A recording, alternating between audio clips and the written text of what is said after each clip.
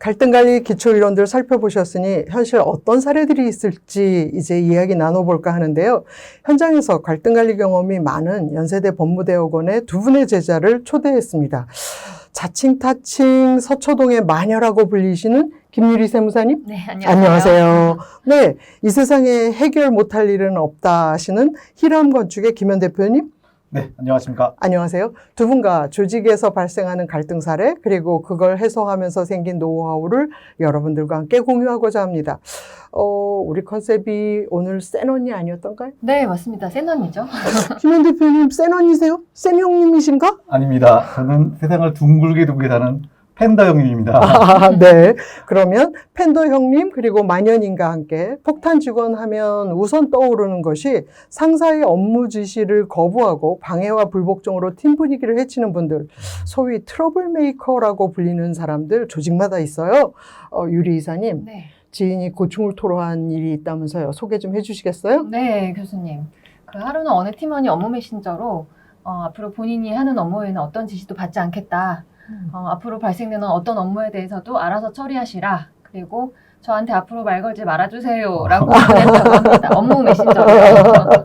업무 메신저라. 네. 참 무척 황당했겠는데요. 김현 대표님 어떠세요? 저도 이게 너무 당황스러운데요. 이런 식으로 어떤 경우에도 이런 감정 표현은 적절치 않죠. 그쵸. 이런 감정 표현은 적절치 않지만, 그렇더라도 일단 갈등은 발생을 했네요. 네. 그러면 갈등 관리 일반적인 프로세스로 진행이 될 법한데요. 김현 대표님, 네. 이럴 때 갈등이 발생을 하면 첫 번째 스텝은 어떻게 하세요? 우선 그 직원과 집중적인 면담하고 상담이 좀 필요할 것 같습니다. 그래서 그 문제 행동에 대한 근본적인 이유에 대해서 원인에 대해서 냉철하게 판단해 줄 필요가 있는데요. 그리고 나서 같이 공감하면서 문제를 해결할 필요가 있다고 봅니다.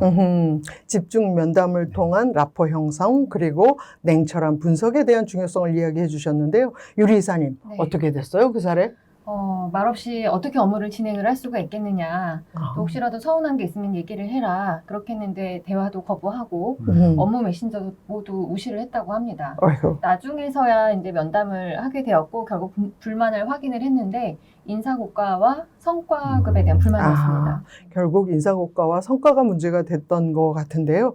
네. 면담 후 문제는 해소했나요? 아니요, 더 심각한 방향으로 흘러가는데요. 그 직원의 팀원의 그 반복되는 실수 때문에 낮은 성과를 줄 수밖에 없었다.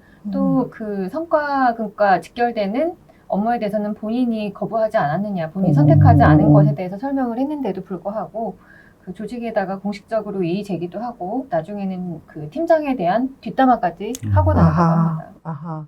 불만스러운 평가 탓에 그 좌절감, 원망감을 회사 전체에 어필했던 모양인데요. 네. 결과적으로 면담은 실패였는데 그러면 그런 경우 유리 이사님은 어떻게 하세요? 그렇게 심각한 상황으로 흘러가면 결국은 인사 조치를 할 수밖에 없습니다. 그 업무 지시도 거부하고 협조도 되지 않고 그러면 회사로서는 방법이 없습니다. 어떠세요? 유리 이사님 센 언니죠? 확실히 맞습니다. 물론입니다. 인사조치도 갈등 관리의 한 단계로 볼 수 있습니다. 그런데 어차피 훈련해서 데려가야 될 직원이라면 성과가 나는 단독 업무를 맡기는 것도 방법이 아닐까요? 네, 그럴 수도 있습니다. 네네. 이거 말고도 유리 이사님, 네. 업무 지시 거부하는 다른 경우도 있을 법한데요? 네, 뭐 예를 들면 상사를 경쟁자로 생각한다거나 아니면 부서 이동을 하고 나면 나와 상관없는 사람이다라고 생각을 한다거나 또는 사내 정치적 이유 때문에 업무 지시를 거부하는 경우도 있습니다. 그 업무 지시 권한에 대한 인식 차이 때문에 발생하는 문제로 보이는데 네. 어떤 방식으로 극복하실까요? 그럴 경우에는 상사로서 업무 지식이나 정보에 대해서 공유를 해준다거나 아니면은 업무를 배분할 때 그 팀원이 원하는 업무를 우선순위로 배정을 좀 해준다거나 휴가를 본인이 원하는 때 좀 우선적으로 또 쓸 수 있게 우선순위도 좀 준다거나 하는 식으로서 그 상사만이 줄 수 있는 혜택을 주면 상사로서 또 인지를 시키는 데 도움이 됩니다. 그렇죠. 그런 경우에 또 활용하실 수 있는 게 인파워먼트를 통해서 상사가 가진 권한을 적절히 이양을 해서 스스로 책임의 무게를 느끼게 하는 것도 방법이 아닐까 생각이 됩니다. 네. 첫 번째 꼭지에서 저희가 폭탄 직원 대하기를 살펴봤는데요. 그중에 우리 중요한 거 몇 가지 짚어보자면 첫 번째, 경청을 통한 라포를 형성한다. 그래서 불복종의 근본적인 이유들 요소들을 객관적으로 살핀다. 두 번째, 성과를 넘어서 본인의 존재 이유를 인지하게 한다. 세 번째, 평가 결과 후에 이의 신청을 받아서 문제 처리를 하다 보면 문제가 너무 커지니 평가 과정 중에 면담을 통해서 스스로 잘잘못을 인지하도록 해보는 것이 조금 더 문제 해결에 도움이 될 것이다 라는 것들을 짚어봤습니다. 다음은 그 열정이나 의욕이 없어서 시키는 일 외에는 거의 하지 않거나 시키는 일조차 제대로 하지 않는 직원들도 있지 않나요? 네, 있습니다. 그 사례를 한번 제가 한번 소개 한번 해보겠습니다. 이게 여러 종류의 업무 지시가 있으면 꼭 한두 가지 업무를 좀 누락하고 잊어먹는 직원도 있고요. 또 이게 그 기한 자체를 아예 잊어버리는 경우도 있습니다. 또 아주 나쁜 경우인데요. 항상 그 기한 내 업무 끝내는 것 자체를 습관으로 들이지 못하는 경우가 있습니다. 습관적으로 늦는 사람. 네, 습관으로 네. 늦는 경우입니다. 예. 또 심지어 또 진행 중이던 업무의 자료를 아예 그냥 통째로 잃어버리는, 분실해버리는 경우도 있고요. 네. 또 이런 경우도 항상 구멍난 업무에 다른 직원들이 대체해서 들어가고 지원을 하게 되는 경우가 있는데 이런 와중에 호련히 자기 일정에 또 휴가를 가는 그런 직원도 있습니다. 어허, 실제로. 많은 직원들이 분노했겠는데요. 아주 뭐 장난 아니었습니다. 어허. 네, 네. 결국에는 다른 직원들이 네. 이 조직 내에서 업무 형평성 때문에 컴플레인을 제기하면서 음흠. 결국 한 직원 때문에 여러 조직원들이 힘들었던 그런 적이 있습니다. 아, 그쵸. 다른 직원의 입장에서 보면 쟨 저러고도 월급 받아가는데 난 뭐야? 라고 할 수 있겠네요. 예, 정말 그런 표현이 나왔습니다. 네. 사람은 늘 실수를 합니다. 다만 업무에 대한 열의가 없어서 반복적인 실수가 이어지는 게 문제인데요. 이런 경우 조직의 힘도 많이 빠지게 됩니다. 유리 이사님은 이런 경우 어찌하세요? 그런 경우엔 우선 회사 생활을 좀 의욕적으로 할 수 있도록 계기를 만들어 주려고 합니다. 그 본인 책임 하에 완성할 수 있는 그런 작은 업무부터 우선 맡겨보기도 하고요. 또 성과 보상을 통해서 부수적으로 혜택을 주기도 합니다. 그 이후에 적극적으로 교육에 참여시키면 그래도 본인이 어느 정도 노력하는 모습은 볼 수 있었습니다. 아하, 네. 의욕을 높이는 다양한 방법, 그리고 재밌게 일하는 방법을 찾아내는 게 중요하다라는 포인트를 짚으셨고요. 그렇게 노력을 해도 실수가 반복되면 결국 실수의 횟수를 줄이는 노력을 해야겠죠? 그렇습니다. 네. 그럴 때는 체크리스트를 아주 세밀하게 만들어서 하나씩 체크해 나간다거나 혹은 업무에 대한 미숙함 때문에 그 불필요하게 쓰는 시간이 많다. 그렇다고 하면 그 중간 점검하는 시기를 짧게 가져가 보기도 합니다. 아, 네. 요즘 인구에 많이 해자되는 내비게이터식 업무 지시, 네. 이걸 필요로 할 것 같고요. 그래서 상대방의 말을 들어주면서 역으로 확인해가는 방법을 통해서 직원에게 단계별 성취감을 얻도록 해야지만 즐거운 직장, 열정이 있는 직원들을 키워낼 수 있지 않을까 하는 점을 짚어봤습니다. 네. 아, 이제 세 번째 꼭지 살펴볼까요? 습관적으로 지각하거나 회사 생활의 기본적 예의를 지키지 않는 예가 있을까요? 네, 이번엔 제가 소개해 보겠습니다. 아, 네. 팀장님으로부터 들은 얘기인데요. 업무 시간 중에 핸드폰으로 게임을 한다거나 또 어떤 때는 업무 지시를 하려고 하면 아무도 모르게 사라져 있어서 지시를 할 수 없었던 적도 있고요. 또 그 친구 같은 경우에는 물론 신입사원 얘긴데요. 매일 5분에서 10분 정도씩 늦는 것은 기본이었고요.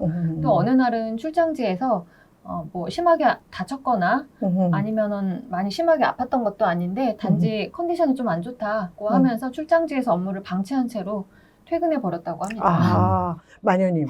그게 그 한두 번 있는 거 가지고 문제시 삼으시는 건 아니신 거죠? 그럼요. 참을 만큼 너무 많이 참았다고 하시더라고요.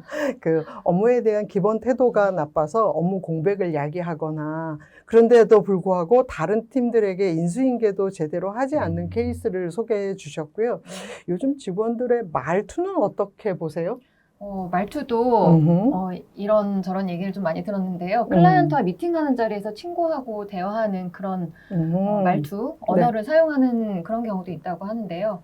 상대방이 본인 의도하고 상관없이 좀 다르게 얘기를 했다고 해서 뭐 그 자리에서 그 상대방한테 에이 사기치지 마세요 이런 식으로 얘기를 하기도 하고요. 네. 또 뭐 거래처하고 통화를 하는데 껌 씹는 소리를 태연하게 내면서 통화를 하는 것도 본 적이 있다고 합니다. 저희가 사실 지금은 웃었습니다만은 이런 일들이 실은 클라이언트와 같이 발생을 한다면 조직의 피해가 매우 커질 것 같고요.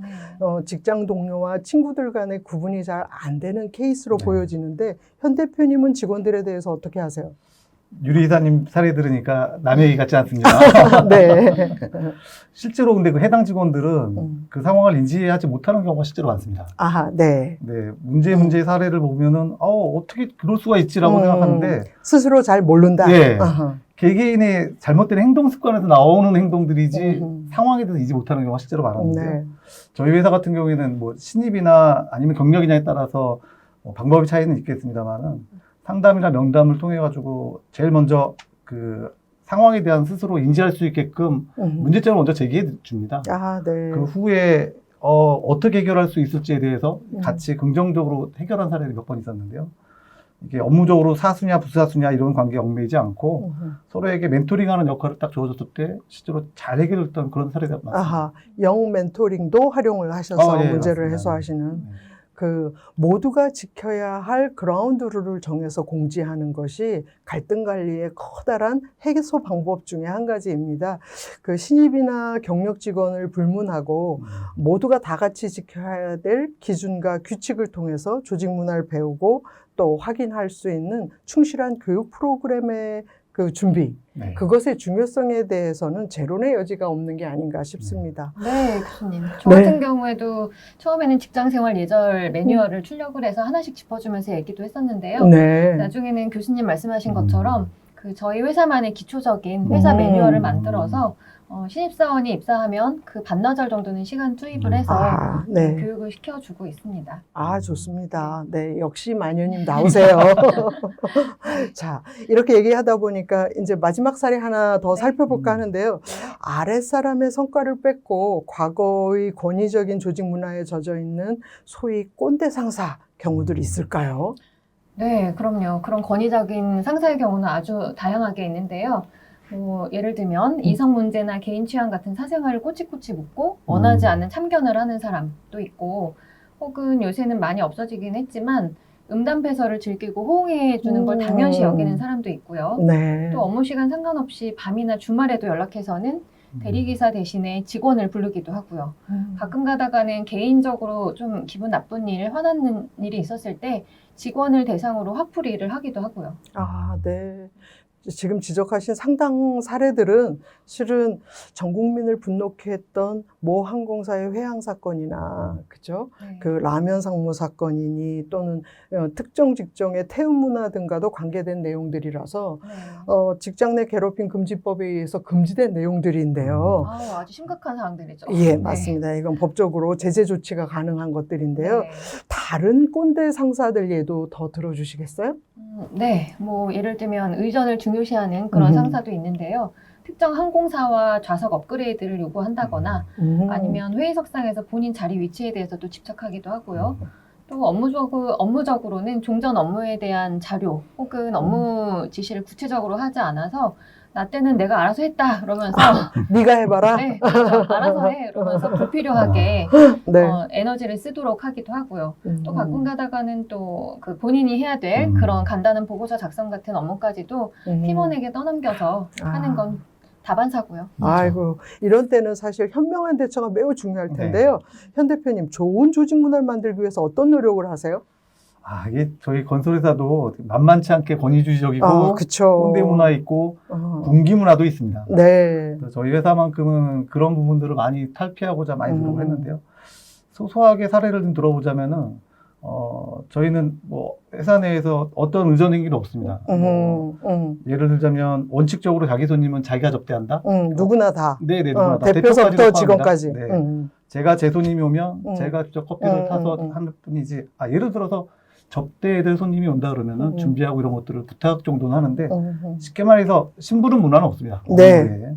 좋습니다. 네. 그리고 또 회식도 회식 메뉴, 장소, 방법. 요즘에 회식의 방법이 굉장히 다양하더라고요. 그렇죠. 그런 것들이 누군가 위해서 지지하는 게 아니라 밑에 그 막내 직원들부터 해가지고 다양한 의견들이 제시하면서 그것들을 실천하는 그런 문화들이 저희 회사는 조금씩 생겨난 것 같고요. 나름대로 그 MZ 세대 직원들하고도 소통하고 대화하는 시간을 많이 가지려고 노력하고 있습니다. 그 MZ세대하고 소통하고 대화하려고 노력하는 게 오히려 부담감으로 작용하지는 않으시는 거죠? 네네, 그렇습니다. 네. 예. 그 일감을 부여하는 것도 아니실 테고요. 업무적인 대화를 하는 게 아니라. 네. 잘 알겠습니다. 이 개인적인 방법과 조직 조직적인 방법들 좀 나눌 수 있을 것 같은데요. 유리 이사님 어떻게 보세요? 사실 저는 근데 이런 음. 꼰대 기질을 가진 중간 리더가 가장 어려운 문제였는데요. 팀장을 당장 바꿀 수는 없기 때문에 결국에는 눈치 있고 배짱 있는 그런 팀원을 구성원으로 좀 재편해 보는 그런 방법을 써보기도 했었습니다. 또 만일의 사태를 대비해서 인력 증원을 준비해 보기도 했는데 가장 최선은 결국 그 팀 구성을 하기 전에 그 각각의 팀원의 성향과 능력을 좀 미리 파악을 해놓고 적절한 인력 배치를 하는 게 가장 최선인 듯합니다. 네. 인력 배치할 때 조직은 BSC나 다면평가 등 또 회사의 비전과 현황에 제대로 맞는 인재인지 다양한 검증을 하긴 하죠. 네. 그런데 회사마다 시행착오를 줄이려고 무척 노력을 하지만 직원들을 성장시키는 구루 같은 리더가 있는 반면 우리가 얘기한 꼰대 같은 리더들도 무척 많고 맞아요. 끊이지 않는 문제를 야기하는 게 사실인데요. 그런 꼰대분들 오늘 저희 얘기 들으면서 뜨끔하셨을까요? 그럼요. 그러길 바랍니다. 네. 네. 결국 오늘은 사람들에 대한 이야기를 나눈 셈인데요. 폭탄 직원들을 4가지 유형으로 나눠봤습니다. 첫 번째 트러블 메이커, 두 번째 열정 없는 직원, 세 번째 기본적 예의도 지키지 않는 직원, 네 번째 꼰대 상사로 나누었습니다. 커다란 틀에서 세상 어디에나 갈등 상황은 존재하고 조직을 힘들게 하는 직원은 항상 있기 마련이다라고 전제를 해보시면 갈등 관리가 조금 더 일상화가 되지 않을까 싶습니다. 폭탄 직원 피하기가 아니라 갈등을 해소하기 위해서 지속적이고 진정성 있는 노력을 하면 함께 하기가 가능하지 않을까 이런 생각을 해보는 자리였었습니다. 네, 두 분의 사례 소개와 해소담들 참으로 감사드리고요. 김유리 세무사님, 네. 김현 대표님 네. 감사합니다. 감사합니다. 감사합니다.